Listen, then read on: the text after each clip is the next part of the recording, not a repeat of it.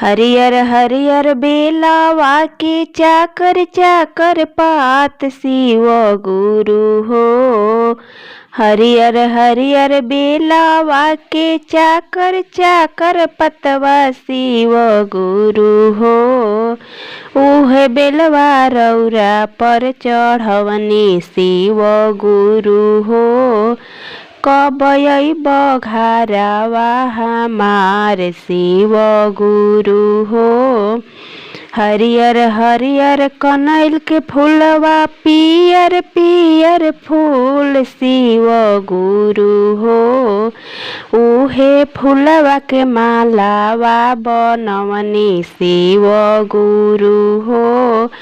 फूलवा के मालावा बनवनी शिव गुरु हो।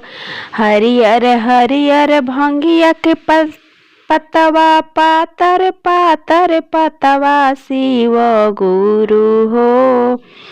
हरियर हरियर भंगिया के पातर पातर पतवा शिव गुरु हो।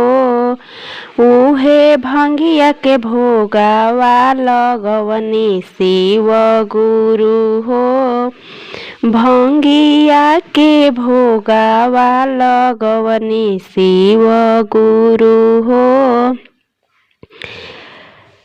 शिव गुरु हो कब से अइब अंगना हमार शिव गुरु हो।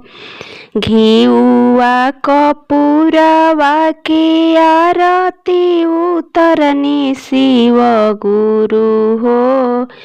घरवा में बाड़ी हमार सासु भगतिनिया शिव गुरु हो। घरवा में बाड़ी हमार सासु भगतिनिया शिव गुरु हो।